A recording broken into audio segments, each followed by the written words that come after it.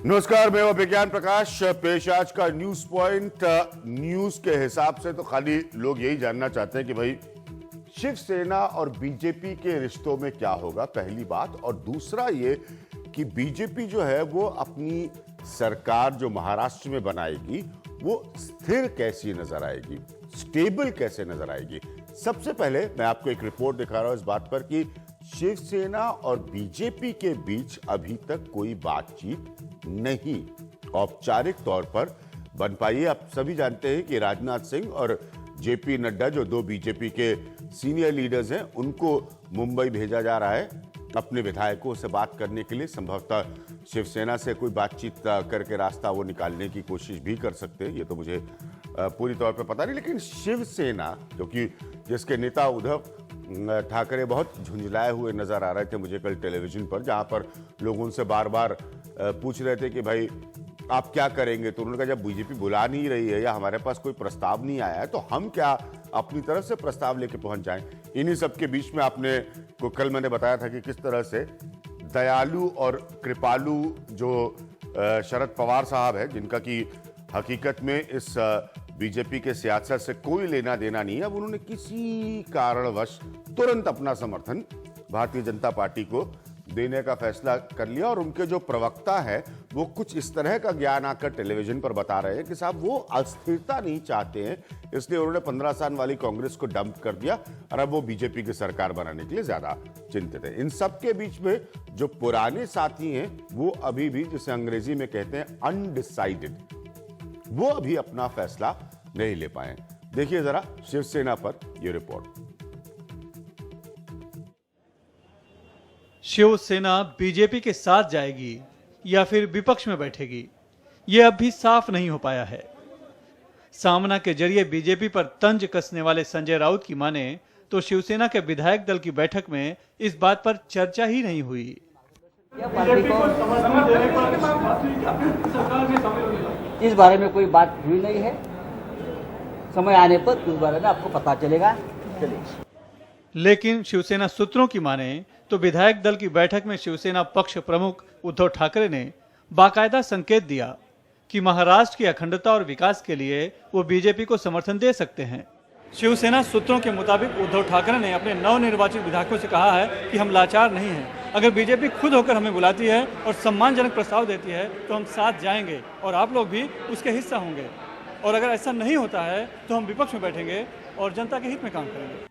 उद्धव ठाकरे ने इस बात का भी खुलासा किया कि उन्होंने खुद होकर नरेंद्र मोदी को फोन कर जीत की बधाई दी है, इसलिए ये कहना कि वो अड़ियल हैं ये ठीक नहीं है। मतलब साफ है कि शिवसेना अजीब दुविधा में फंसी है, सरकार में तो शामिल होना चाहती है लेकिन खुद पहल करने से बचना चाह रही है। मुंबई से सुनील सिंह, एनडीटीवी इंडिया के लिए। तो मेरे साथ इस सब पर बात करने के लिए अनंत बगैतकर होंगे जो कि एडिटर है सकाल के, कुछ देर में हमारे साथ होंगे इस प्रोग्राम में। अतुल कुलकर्णी होंगे जो कि पॉलिटिकल एडिटर है लोकमत के। अभिषेक हमारे रेजिडेंट एडिटर है एनडीटीवी के, अभिषेक हमारे साथ मौजूद हैं। पीएल पुनिया साहब हमारे साथ मौजूद हैं जो कि कांग्रेस के, आप सब जानते हैं, प्रवक्ता है। कुछ देर में शाइना एनसी होंगी जो कि भारतीय जनता पार्टी को रिप्रेजेंट करती है, और आसिफ भामला होंगे जो कि जनरल सेक्रेटरी हो चुके हैं एनसीपी के। मुझे कोई आश्चर्य नहीं है इस बात का कि एनसीपी का इसलिए इन चुनावों में क्या हाल हुआ है। तो पुनिया साहब, मैं आपसे पूछना चाह रहा हूं, कल भी लोगों ने बड़ा मुझे खरी खोटी सुना दी। आजकल फेसबुक एक माध्यम होता है उसको लिखने का, क्योंकि मैंने कहा कि बड़े दयालु और कृपालु हैं शरद पवार जी। बीजेपी अपना फैसला नहीं ले पाई, उससे पहले शरद पवार ने अपना फैसला ले लिया और उन्होंने कहा कि हम बीजेपी का साथ देंगे। बड़ा तकलीफ नहीं हो रही आप लोगों को? 15 साल आपके साथ सरकार चलाने के बाद, सोनिया गांधी से बड़े करीबी रिश्ते होने का दावा करने के बाद, केंद्र में आपकी सत्ता का सुख भोगने के बाद शरद पवार ने पहला ऑप्शन दिया तो बीजेपी के साथ देने का। आपके लिए उन्होंने इंतजार तक नहीं किया, सोचा भी नहीं आपके बारे में। देखिए अभिज्ञान जी, जब चुनाव से पहले आप चले जाइए और वहां ये अक्सर आ रहा था, अगर बीजेपी और शिवसेना का समझौता टूट जाता है तो एनसीपी कांग्रेस से समझौता तोड़ लेगी, अपना गठबंधन समाप्त कर लेगी। और उन्होंने शिवसेना और बीजेपी के बीच में जो हुआ जो ही तत्काल उसके 10 मिनट के बाद प्रेस कॉन्फ्रेंस करके उन्होंने की। और ये इतनी सीधी सादी नहीं है कि शरद पवार ने वैसे ही कह दिया, उनके प्रवक्ता ने कह दिया। ये पहले से शिवसेना को सेट करने के लिए, उनका ब्लैकमेलिंग को रोकने के लिए ये पहले से तैयारी थी और इसलिए वो कहा गया, क्योंकि शिवसेना की मांग थी चीफ मिनिस्टर की भी थी। फिर कहा कि भाई रोटेशन से चीफ मिनिस्टर हो, 2.5 साल हो, और फिर कुछ विभागों की बात होती, मान सम्मान की बात होती, सब पूरा करते। तो भारतीय जनता पार्टी ने एनसीपी को इस तरह से पहले से बना के रखा ताकि वो दबाव में आ जाएं। और इन्होंने कहा कि हम सरकार में नहीं रहेंगे लेकिन सत्ता में के नजदीक रहेंगे, सत्ता के सुख भोगेंगे, अच्छी तरह से भोगेंगे। लेकिन अभियान मेरा ये पूरा अंदाजा है कि अभी एनसीपी के आधार पर ये अपना सरकार बनाएंगे और आखिर में शिवसेना को जरूर साथ में लेंगे और तभी सरकार, क्योंकि इनको लेना नहीं चाहेंगे। जितना नरेंद्र मोदी ने इनके खिलाफ बोला है, एनसीपी के खिलाफ बोला है कि ये नेचुरली करप्ट पार्टी है और नेशनलिस्ट। पुनिया साहब, आप अपना आकलन बता रहे हैं। आपका अब आप कांग्रेस की बात कर रहे हैं तो आप अपना आकलन बता रहे हैं। अब मेरे साथ आसिफ भामला हैं जो कि जनरल सेक्रेटरी हैं एनसीपी के। आसिफ भामला साहब, आपके हिसाब से पवार करना क्या चाह रहे हैं? कल मैंने उनको दयालु और कृपालु बताया था। पहली बार चमत्कारी पवार ये नहीं है। पवार का दल बदलना, मन बदलना, सियासत बदलना, इधर से उधर छलांग लगा देना, सोनिया गांधी को फॉरेन ओरिजिन पर उन पर कटाक्ष कसना, बाद में उन्हीं के साथ रैली अटेंड कर देना। तो ये जिसे अंग्रेजी में समर सॉल्ट कहते हैं ना, कलाबाजी खाने के लिए पवार बहुत जाने जाते हैं। ये वाली कलाबाजी पवार ने क्यों खाई है? और ये मत बताइएगा मुझे कि आप लोग महाराष्ट्र में अस्थिरता नहीं चाहते और ऐसा वैसा, और हम चाहते हैं अपनी तरफ से सरकार। ये मेरे हजम नहीं होगी। कोई और टीवी चैनल पे कोई और कार्यक्रम में बताइएगा ये वाली बात। क्या अजीत पवार के भ्रष्टाचार का डर है? हाँ, नहीं, मैं अपने पहले कांग्रेस प्रत्याशी को जवाब देना चाहूंगा यहाँ कि आम आदमी पार्टी दिल्ली में कांग्रेस के खिलाफ सबसे बड़ा भ्रष्टाचार का मुहिम उन्होंने चलाया। पिछले 1.5-2 साल से ये कांग्रेस के खिलाफ, उनके मुख्यमंत्री के खिलाफ भ्रष्टाचार की उन्होंने मुहिम चलाई। जब हंग असेंबली सेशन की बात आई, हंग असेंबली हुआ, तो कांग्रेस ने समर्थन उनको दिया। तो मैं उनसे पूछना चाहता हूं उन्होंने क्यों दिया उनको समर्थन, जबकि वो तो उनके विरोध में खड़े थे। उनके खिलाफ पूरे चुनाव में उन्होंने प्रचार किया, उनके अपने मुख्यमंत्री को हराया उन्होंने, फिर भी उन्होंने समर्थन दिया। आज अगर राष्ट्रवादी ये काम कर रही है तो मुझे ये नहीं लग रहा कि आज हमने कोई हम ये चुनाव अलायंस में कांग्रेस के संग लड़े नहीं है। ये हमारा अपना एजेंडा है। नहीं, बिल्कुल सही बात। कोशिश है।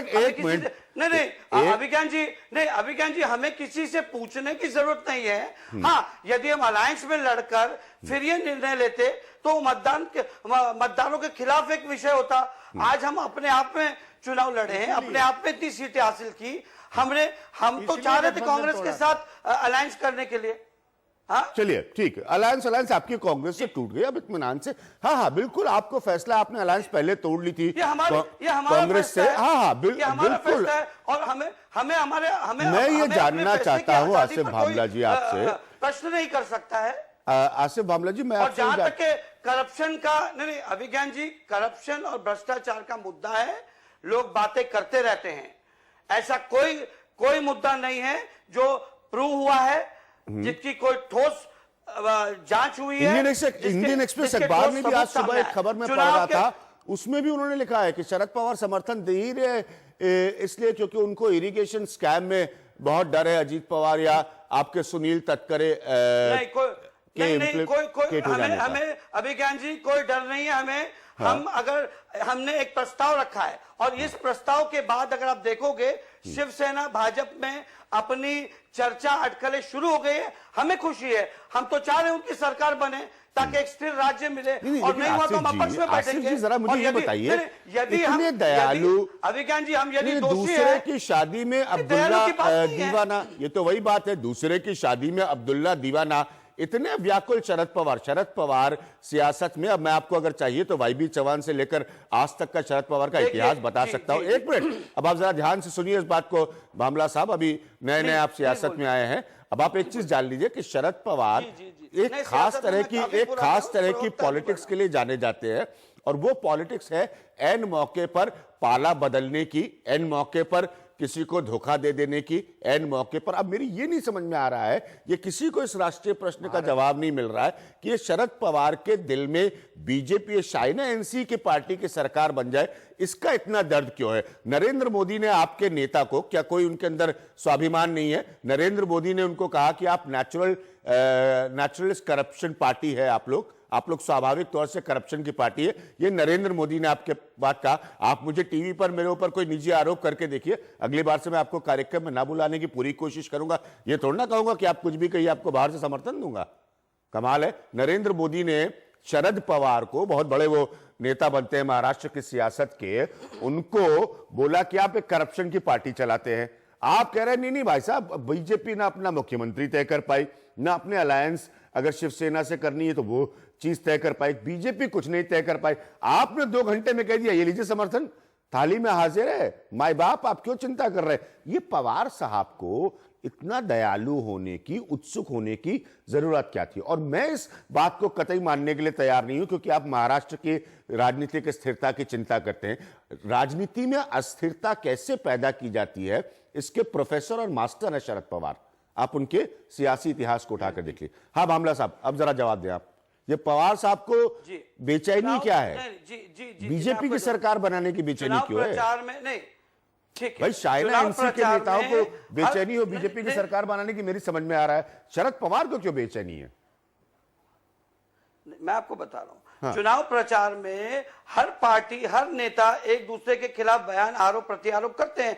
आज मुझे बताइए, शिवसेना के नेता मोदी जी को क्या कहें उन्होंने कि अफजल खान की पूरी फौज लेकर यहाँ महाराष्ट्र में आ गए। तो आज तो वो तैयार है ना बात करने का, हालांकि वो तो उनके नेचुरल एलाय रहे हैं बरसों से। हमारी तो दोस्ती आप आज की कह रहे हो, हालांकि मैं आपको यह भी बताना चाहूंगा कि पवार साहब के व्यक्तिगत संबंध भारतीय जनता पार्टी के लिए कोई नए नहीं है। पवार साहब के व्यक्तिगत संबंध जब वो कांग्रेस में भी थे तब भी भारतीय जनता पार्टी से काफी प्रबल और काफी अच्छे लेवल पर हुआ करते थे। अगर आपको याद होगा तो वाजपेयी जी की सरकार में, जी मुझे अच्छी तरह से याद है, उनको डिजास्टर मैनेजमेंट का चार्ज दिया था जो कि कैबिनेट रैंक था। हाँ, मुझे अच्छी तरह से याद है। Let me complete. Pawar saheb was handpicked as a cabinet designate during the BJP regime and he was given that responsibility. He is certainly a leader which commands respect. अरे भाई, बहुत अच्छे उनके संबंध है बीजेपी में। वो बीजेपी चला ले, एनसीपी को चला रहे। हमारे संबंध अच्छे हैं। नहीं, वो बीजेपी चला ले, एनसीपी को चला रहे हैं। वो बीजेपी, या तो बीजेपी चला ले या एनसीपी चला ले। वो बीजेपी चला ले, उसमें क्या दिक्कत है? उनके बड़े अच्छे संबंध है। नहीं, आप ये मत, आप आइडियलिज्म, पॉलिटिकल आइडियलिज्म पे शरद पवार का आकलन करने की कोशिश ना करें। आप उनके प्रवक्ता होंगे, लेकिन पॉलिटिकल आइडियलिज्म पे उनका आकलन ना करें। अभिज्ञान जी, मैं आपको एक मिनट यहाँ पर बताना चाहूँ। हमने लोकसभा में भी इस सरकार के आने के बाद भी कई विषयों पे उनका समर्थन किया है। अगर भाई देश के हित में कोई निर्णय ले रहे हैं वो, कांग्रेस ने उसका विरोध किया, लेकिन हमने समर्थन किया जब हम कांग्रेस के साथ है। बीजेपी की सरकार बनाने में देश का हित कहां से हो रहा है भाई? ये मतलब महाराष्ट्र में अब मैं चाइना एनसी के पास और अभिषेक के पास आऊंगा। नहीं, ये तो मैं सिर्फ हंस सकता हूं इस बात पर। आपने ऐसी नई बात बता दी है, अभिज्ञान जी, आपने ऐसी नई बात बता दी कि इससे तो क्या मुझे लग रहा है कि आसपास के मुल्कों की भी सियासत चेंज हो जाएगी। आप कह रहे शरद पवार बीजेपी को समर्थन देश हित में देने के लिए तैयार है। चाइना एनसी, ये सारा तमाशा क्यों हो रहा है? ये तो बात फैक्चुअली सही है कि बीजेपी ने, कल मैं अमित शाह के प्रेस कॉन्फ्रेंस, एक मिनट भामला जी, कल मैं अमित शाह की प्रेस कॉन्फ्रेंस सुन रहा था। ये बात तो फैक्चुअली सही है कि बीजेपी ने कोई पवार से समर्थन मांगा नहीं था। कांग्रेस आरोप लगा रही कि आपकी और शरद पवार की पहले से अंडरस्टैंडिंग थी, इसलिए सबसे पहले अगर किसी ने कहा कि मैं आपको बाहर से समर्थन देके आपकी सरकार जिंदा रखूंगा तो अगर आप बना लीजिए, तो वो शरद पवार है। ये पूरी ड्रामेबाजी, ये पूरी नौटंकी क्या है? क्यों आज तो एक और प्रक्रिया सामने आ रही है। हमारे ही नेताओं को कांग्रेस के नेताओं ने अभी ये सवाल मेरे लिए है। हाँ, आसिफ आसिफ बांग्ला जी, आप थोड़ा आसिफ धीरज जी रख के उत्सुक सुन नहीं लीजिए। हो, आराम से शाइना जी को पूरा समय मैं दूंगा बात करने के लिए। उत्सुक नहीं हो, पवार साहब ने जितनी उत्सुकता से निर्णय ले लिया उतनी उत्सुकता से आप टीवी पे नहीं बोले। पवार साहब नहीं है। हाँ जी शाइना, पूरा वक्त लीजिए आप जी। अभिज्ञान जी, ये एक ऐतिहासिक जीत है भारतीय जनता पार्टी के लिए। ठीक है। जहां हमारे 46 एमएलए थे, आज 123 तक हम पहुंच गए हैं। मैं मानती हूं कि जब आप ये पूरे एक ढंग से आप विश्लेषण कर रहे हैं तो ये समझना आवश्यक है कि भारत में केंद्र में एक सरकार है जो स्थिर है, प्रगतिशील है, जिसमें नेतृत्व है। लोग इसके प्रति आकर्षित होके उन्होंने महाराष्ट्र में भी एक सिमिलर मैंडेट दिया है, जहां उन्होंने एक स्थिर सरकार चाहा, एक भ्रष्टाचार के खिलाफ एक प्रतीक चाहा, और वो स्वाभाविक रूप से भारतीय जनता पार्टी को मिला है। जहां हम नंबर 3 पे थे, वहां हम नंबर 1 पे आ गए। अभी परिस्थिति ये है कि जो एक 21 सीट्स के लिए हम कम पड़ रहे हैं, तो हमारी एक रणनीति जरूर बनेगी जब मौका सही है। फिलहाल हम मानते हैं कि इस श्रेय के हकदार हैं मोदी जी, उनके करिश्मा के लिए। ऑर्गेनाइजेशन के तरफ से जो जीनियस के रूप में अमित शाह जी ने काम किया है, वो भी हकदार है। शाइना जी, ये सारी बीजेपी की बातें हो गई, ये कल के बयान हो गए। आज के बयान में मुझे ये समझाइए कि एनसीपी आपको आपका साथ देने के लिए इतनी व्याकुल क्यों है? हाँ प्लीज। अभी मैं वो मुद्दे पे आ रही हूँ। जो आपको लगे कि हमने कहीं कोई पार्टी से सोलिसिट किया है कि आप हमें सपोर्ट कीजिए, तो आप ये सवाल मुझसे पूछ सकते हैं। लेकिन जो कोई एक अन्य दल कहे कि हम मानते हैं कि महाराष्ट्र का जनादेश एक सबसे लार्जेस्ट पार्टी के रूप में आपको मिला है और हम आपको सपोर्ट करना चाहते हैं बाहर से, तो ये प्रश्न आपको वो दल को पूछना चाहिए कि आप क्यों हमें सपोर्ट कर रहे हैं, या आप क्यों हमारे प्रति आकर्षित है। और आप रिजेक्ट भी तो नहीं कर रहे हैं ना, आप कह भी नहीं रहे कि पवार साहब रहने दीजिए, हम अपनी समस्या खुद सॉल्व कर लेंगे, आप किसी तरह का समर्थन न दें। वोट होता है पार्लियामेंट में, एक मिनट, मैं काउंटर सवाल आपसे पूछना चाहती हूँ कि समझ लीजिए कोई मुद्दा पे एक वोट हो रहा है, पार्लियामेंट पे हो या असेंबली में, जो कोई अपने बलबूते पे हमको समर्थन करना चाहते हैं या वोट करे, क्या हम उनको बोले नहीं नहीं वोट कीजिए, नहीं वोट कीजिए? ये हमारा दायित्व नहीं है। आप समझ लीजिए कि जो दल हमें बाहर से समर्थन करना चाहते हैं, उनको आप ये सवाल पूछ सकते हैं कि आप क्यों प्रेरित है मोदी जी के नेतृत्व से। लेकिन पार्लियामेंट में अगर कोई वोट होता है शाइना, तो वो किसी नीतिगत फैसले या किसी कानून बनाने की प्रक्रिया पर होता है। जिन मुद्दों पर पार्टीज का फॉर या अगेंस्ट, उसके पक्ष में या उसके विपक्ष में स्टैंड होता है, वहां सरकार बनाने के लिए अगर वोट होता है या वोट बंटता है या वोट कटता है, तो बहुत सीरियस एलिगेशंस लगे हैं भ्रष्टाचार के। इसलिए मैं नहीं मानता कि ये लॉजिक सही है कि साहब वोट है वो देना। ये बात सही है कि आपने एनसीपी से समर्थन नहीं मांगा, इसलिए मैं कहना होगा शरद पवार साहब बहुत दयालु है, क्योंकि मेरी समझ में नहीं आ रहा है पिछले 24 घंटे में कि उनको आपकी सरकार बनाने में इतनी रुचि क्यों है। उनको आपकी सरकार गिराने में रुचि होती तो मैं शायद समझ लेता। सवाल जो आप मुझे पूछ रहे हैं शायद उनको पूछना चाहिए। हाँ। क्योंकि हम जा रहे हैं एक विजन प्लान के माध्यम से। हम चाहते हैं कि जो वोटर जिन्होंने हम में निष्ठा और एक ढंग से विश्वास दिखाया है, उनके लिए हम काम करना चाहते हैं। जो हमारा विजन प्लान से कोई और आकर्षित हो और बाहर से कहे कि हम आपको सपोर्ट करना चाहते हैं, तो हम कहीं सोलिसिट नहीं कर रहे हैं ये कि आप आइए हमें सपोर्ट कीजिए। तो ये सवाल आप उनसे पूछो तो बेहतर होगा। जहां तक भारतीय जनता पार्टी का सवाल है, ये पॉइंट सही है कि ये सवाल में तभी मैं आज से बामला साहब से पूछा था। अभिषेक, आपके पास 24 घंटे में ये रहस्य का पर्दा आपको पता चल पाया क्या है कि शरद पवार क्यों बीजेपी की सरकार बनाने या उसके बन जाने के बाद उसको जिंदा रखने में ज्यादा व्याकुल है? 2-3 वजह हैं। एक बड़ी वजह तो ये कि इंडियन एक्सप्रेस अखबार के मुताबिक इरिगेशन स्कैम है वो। देखिए, अगर ऐसा होता तो 100 दिन की सरकार में और आने वाले वक्त में भी आप भी देखेंगे कि बीजेपी ये गलती नहीं करेगी अभिज्ञान, मुझे लगता है कि वो अपने विरोधियों को जेल भिजवाए या उनके खिलाफ ऐसी कोई कार्रवाई करे। उन्हें जिंदा होने का मौका मिलेगा इन तमाम कार्रवाइयों से, और बीजेपी इस मौके पर तो बिल्कुल भी नहीं चाहेगी। वो भले इनको चुनावी मुद्दों के तौर पर जिंदा रखना चाहेगी, वो जब तक रख सकती है, और उसके बाद फिर देखेगी कि इन मुद्दों को कैसे हल किया जा सकता है। इसलिए मुझे उसमें बहुत मोल भाव के लिए वो फाइलें बड़ी काम की होंगी, वो मीडिया के लिए बड़ी काम की होंगी। कैसे कैसे हुआ, जब जब बाहम मरोड़नी होगी किसी की, तब वो खबरें मीडिया में लीक होंगी, वो फाइलें। जी बिल्कुल। तो वो उन फाइलों की को इतने जल्दी क्यों जला देना चाहेगी बीजेपी के सरकार में आने के पहले और आने के बाद तुरंत किसी एनसीपी के साथ? वो मुझे नहीं लगता कि ये थोड़ी जल्दबाजी है लेकिन जो बड़ी बात है, जो मुझे महसूस होती है, हो सकता है मैं गलत भी हूं, कि कांग्रेस को खत्म करने का जो शरद पवार का बहुत पुराना मंसूबा है, जो बहुत दिली इच्छा है कि इस राज्य में साफ कर दें वो कांग्रेस को, ये उस समय उन्हें सही मौका लग रहा है। आप देखिए कि पश्चिम महाराष्ट्र में बीजेपी ने भरपूर कोशिश कर ली। खुद नरेंद्र मोदी जी ने 7 सभाएं की।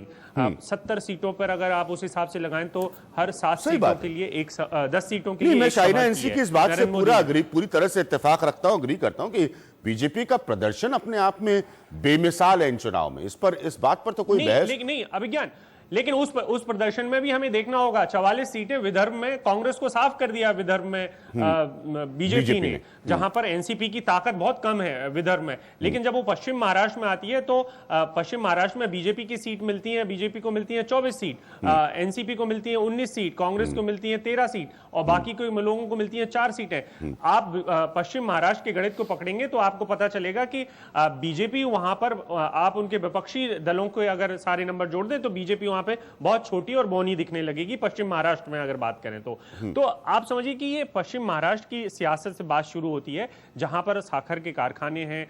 जो पश्चिम महाराष्ट्र का जो वोटर है वो शरद पवार के साथ इसलिए जुड़ा हुआ है क्योंकि उसके इकोनॉमिक इंटरेस्ट है। शरद पवार वो राजनीति करते हैं जिसमें उनका कार्डन उनके साथ जुड़ता ही इसलिए है क्योंकि वो कोई ना कोई मॉनेटरी फायदा उनको पहुंचाते हैं, और वो फायदा कभी दूध के बहाने होगा, कभी शक्कर कारखाने के बहाने होगा, कभी बैंकों के बहाने होगा। वो छूटने का डर शरद पवार को लगता